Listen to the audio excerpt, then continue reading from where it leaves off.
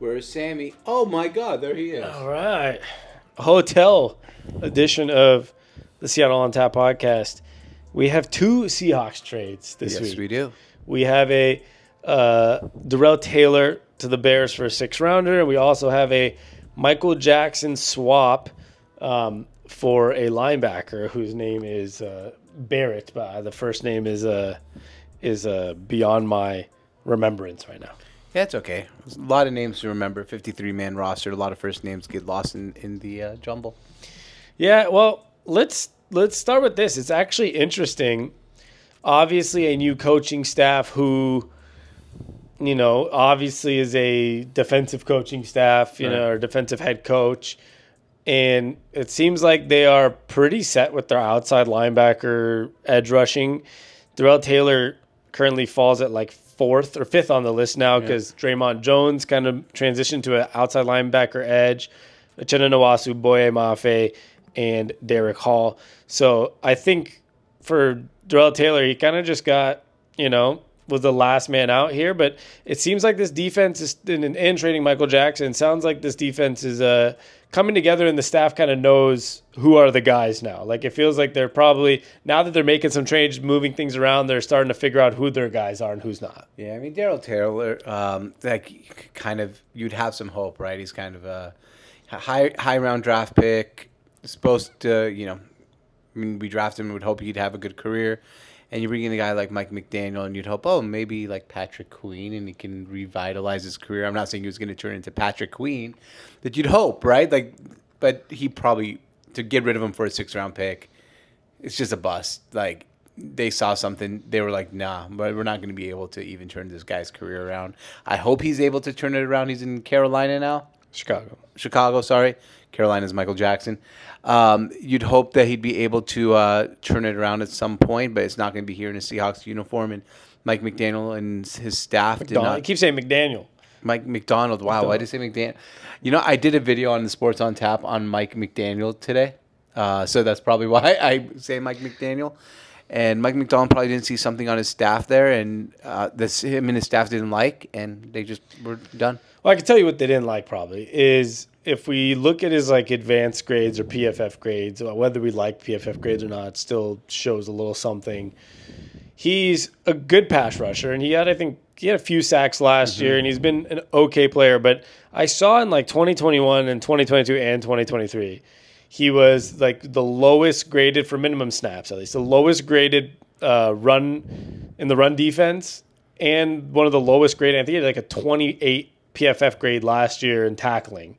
So that's bad. When you're a bad tackler and you're bad in the run game for a team that really struggled to slow down the run, I think they're willing to sacrifice. Like we don't need a guy that's a fringe pass rusher when we have 4 guys we can count on. We'll just take this 6th-round pick and move off of it because he's going to be a free agent next year anyways. Get a 6th-round pick for it and move on. And I think it's unfortunate because, like you said, there is that potential there. And obviously that's why I think it was the 48th pick or something like that, or 46. So he was a 2nd-round pick. So obviously the potential's there. Obviously there's some talent there, but the tackling and being awful in the run game is just not going to cut it. And it brings me to, they don't have that issue on the outside linebacker or edge rushing, but they brought in a linebacker yesterday, trading Michael Jackson. Another place they already have a lot of depth is corner. Yeah. And the one place they don't have depth is like the actual line. Forget the outside linebacker rushing guys like Boye and Uchenna Nwasu. But they're low with Dotson, and Jerome Baker's been hurt in camp. They're low at that linebacking core, and they obviously lost Wagner, and they lost Jordan Brooks. So I think it's been clear that they're trimming the fat on the places we don't need it. We don't need any more corners. Right. They have Trey Brown still. They picked up 2 corners in the draft. They don't need another edge guy. They've pretty much, these last 2 days, solidified the fact that they're confident in the rush game. They're confident at corner. They're confident at safety. The main priority right now is just to figure out who the hell is going to lead the linebacking core or be a big piece of the linebacking core. And that's, George, one of my biggest concerns with this team. Defensively, we have no problem at safety. We have no problem at corner. The defensive line with the guys we've mentioned already, on top of bringing in Byron Murphy, on top of having Leonard Williams, Jaron Reed, everywhere is fine. But that linebacking core, I know Bobby Wagner was old. I know a lot of people think Jordan Brooks was, a little overrated. But right now with a hurt Jerome Baker, we don't know what we're going to get out of Dotson. Now we picked up a rookie. That's the position that's probably the biggest question mark. So I think they made that Michael Jackson trade, to try something to see what we can figure out at linebacker. Yeah, and that's a very nice transition. Like, I don't know if you meant to do that, but the transition of Taylor to the Michael Jackson trade that way was absolutely A+ there. Using the depth conversation. That was on purpose. It was on purpose. Yeah. Fantastic. Fantastic moves there. I'm confident in your ability to able to transition. So I'll give you that. More confident than the Seahawks linebacking core. Exactly. That was my transition. My transition. Yeah. Look, Michael Jackson. He's all right, right? I mean, he had some exciting plays his rookie year. Exciting name, obviously. We're no longer having Michael Jackson on our team, but still have Kobe Bryant. And in general, though, this is a trade. Like, obviously, me and you probably aren't in tune to Carolina's linebacking core and how good Barrett was or was not. Rookie. He's a rookie? Isn't he a rookie this year? Yeah, I think he's a rookie this year. I thought I saw he had like 50-something tackles. Let me fact check this. Yeah, can you fact check me? I'm almost certain he was on Michigan last year. Can you or did he have 50-something tackles on Michigan last year? I didn't even know you could technically trade rookies until after their first season. Well, Sammy looks that up. Sometimes, he's a rookie. He's a rookie. Okay, so he's a rookie. Our producer is gone to look up these stats today. Yeah, we're at the hotel. And, so... You probably saw his PFF preseason grades. I did see his PFF preseason grades. 81.6, 76.9. I think I also tweeted on Seattle ONTAP yesterday.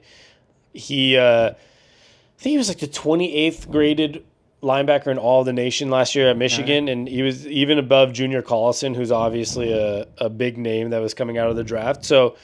He was also, I think he's been on the team since 2020 or 2021. He was part of the Mike McDonald. You're messing me up on that. Yeah. He's part of the Mike McDonald staff that was at Michigan also. So that's huge, actually. He's a piece of those guys that that Mike already likes.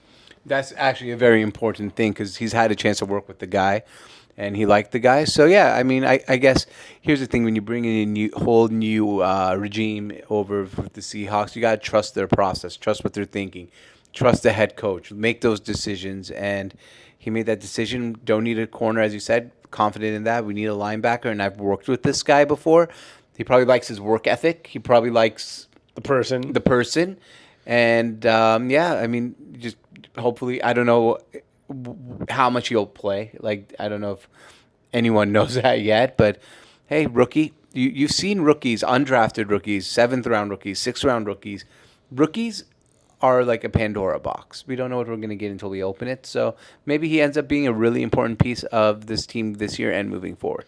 Yeah, you never know. I mean, at the end of the day, regardless, we know there's already injuries. Like, I mean, Dotson became ready before camp, and Jerome Baker still, he hasn't played a snap in preseason. He's still hurt.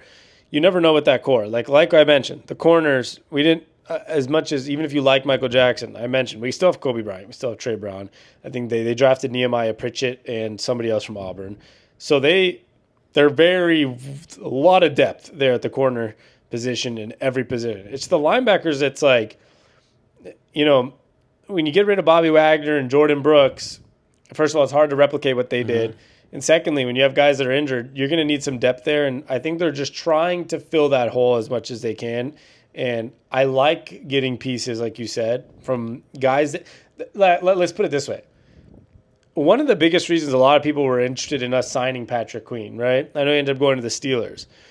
One, it's Patrick Queen. He was good last year. Yeah. But number two is that his career flip-flopped. He was almost a bust and became really good under Mike McDonald's defense.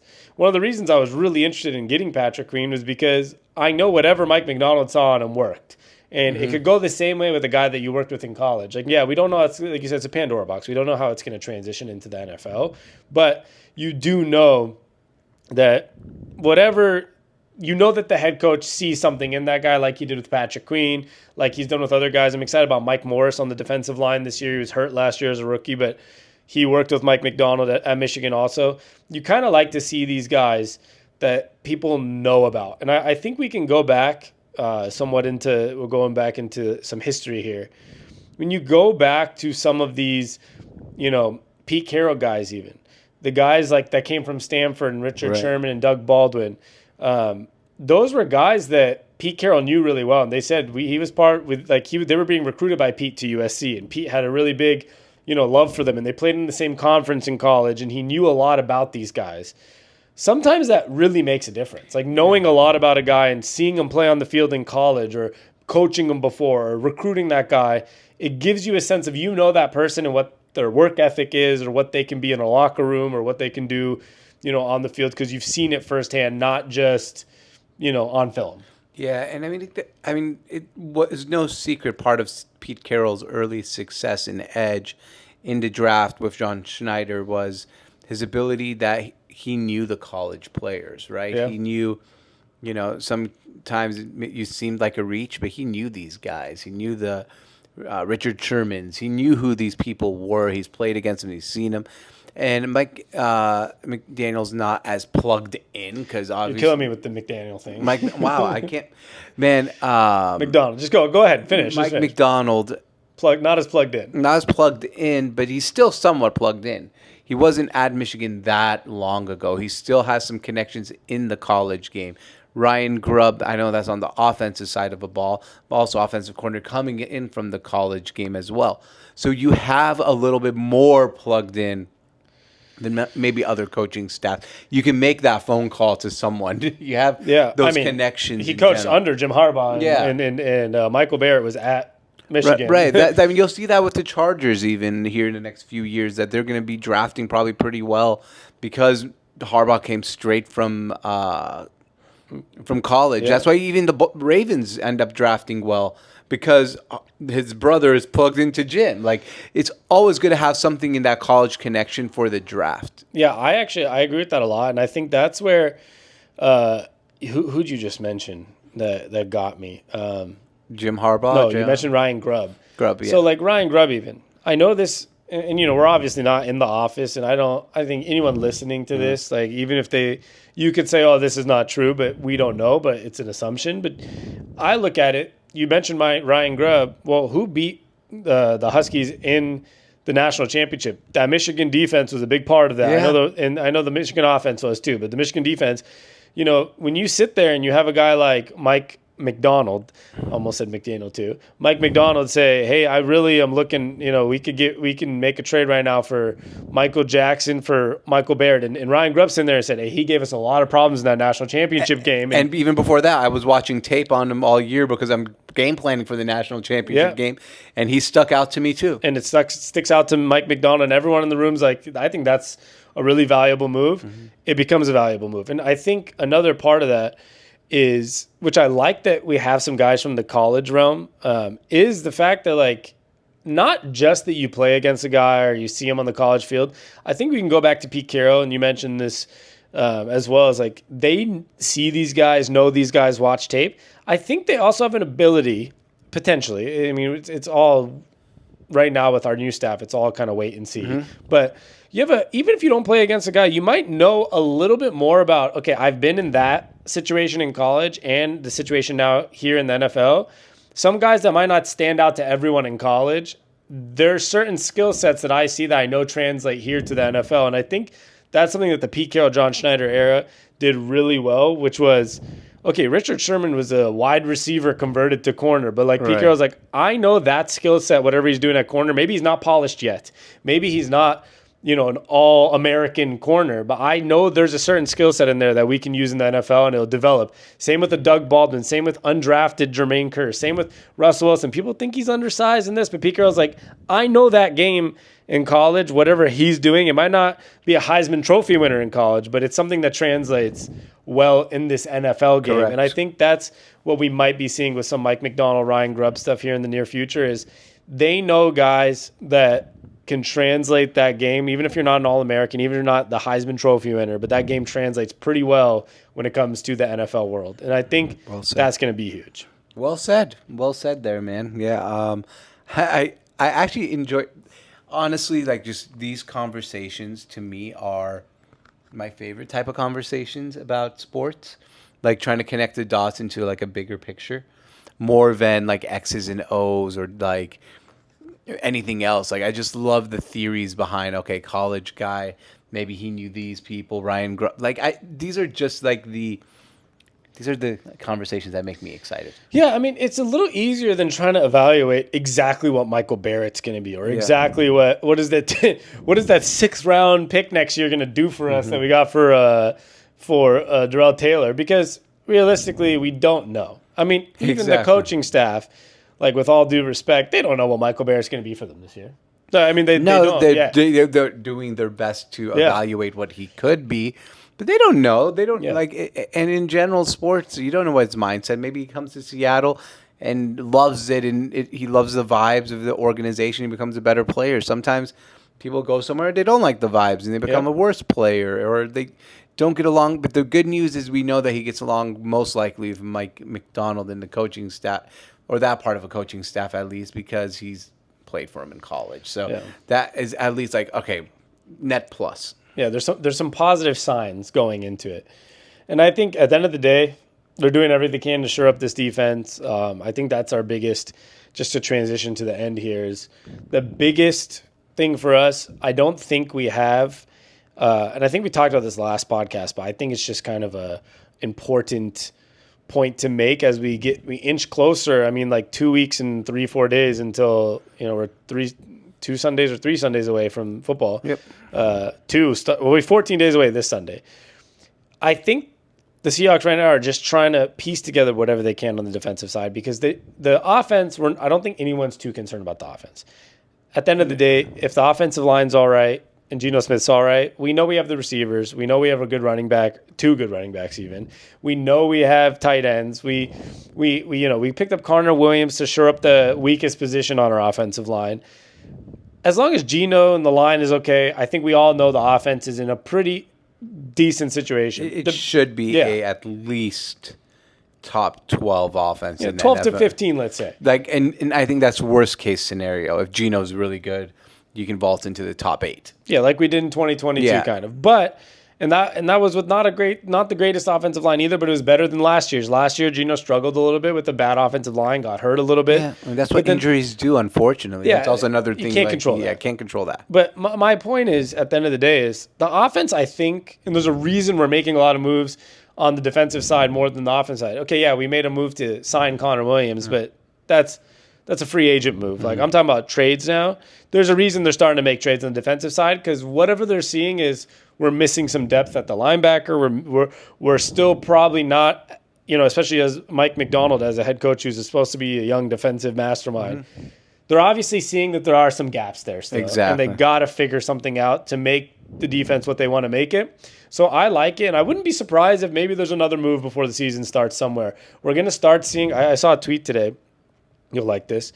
The Bengals were the first team today to make some major roster cuts. Everybody's going from 90 to whatever it was 65 or to 60 in this next couple days. We're going to see 1,129. I saw some tweet about it. Players cut in the next that's a crazy next, week and a half. That's a crazy ass number. That's like 1,000 people receiving some really shitty news. Yeah, on 30 teams. Wow. Yeah. Sorry to all 1,000 of you. Yeah, because there's solid 20. There's solid 20 to 30 people being cut on every single team in the next, in the next couple days. And so once that's shored up, where we might see some more moves being made, you might see some big names being moved, not just with us, but around the league, where we're going to see people start finalizing the rosters. There's a lot of receivers that have trade potential right now. We're not going to go for them. I'm just saying there are going to be some moves made. And I wouldn't be surprised if the Seahawks got involved a little bit on the defensive side, because I don't think they're 100% confident at the linebacker position quite yet. Yeah, I guess wait and see on that. Obviously, I don't know how many moves they have left to make. It's getting close to the beginning, so I don't know how many moves are left. There could be none, and there could be 5. Yeah, we have no idea. Nothing major, I assume, coming, but I'm hoping that there's some more clarity at the linebacker position. Hopefully, Jerome Baker gets healthy, and we'll see. We're gonna have an interesting week 1. It sounds like everybody's high on Bo Nix after the preseason, but you know how we feel about them Ducks. Well, you know what I like to say. This is gonna go. We're not supposed to swear here all the time, but you can probably understand what I'm saying. Those Ducks, they suck. or Yeah. a word with an F. Screw the Ducks. Screw the Ducks. Screw the Ducks. Bo Nix is gonna have a tough time against this defense, hopefully, and I like playing against a rookie quarterback. By the way, just for those wondering why we didn't swear there, you're not supposed to swear on some of these platforms we post these videos on. In usual, we used to not care. We'd swear, but it's so just so you guys know. we're on some syndications that we're not allowed to swear on anymore. Yeah. But if we do, we might bleep them out. So Yeah, sometimes we'll swear still and bleep them out, but we're at a hotel room. And I don't think Sammy really wants to go through all the moves right now to go bleep out my cussing. So yeah, not in the editing mood. Well, big trades, not really, but they're trades, and of course we have to talk about it. And we'll be back soon. We got one more preseason game, the only home preseason game, and we're gonna see some Geno Smith's playing. We're gonna see some offensive players going, and it'll be interesting to watch a couple drives. Exactly. And then it starts to dwindle down. After a couple drives, it gets a little boring sometimes because half those players are getting cut in the third and fourth quarter. But we'll enjoy it, and then we'll be ready for 1 week off, and then to the regular season, George. off to the regular season we go soon. Well, we love you guys. We appreciate everything, and make sure you like and subscribe, and we'll be back next time. And, George, you know what we like to say. Hey, thanks for stopping by. All right. Peace.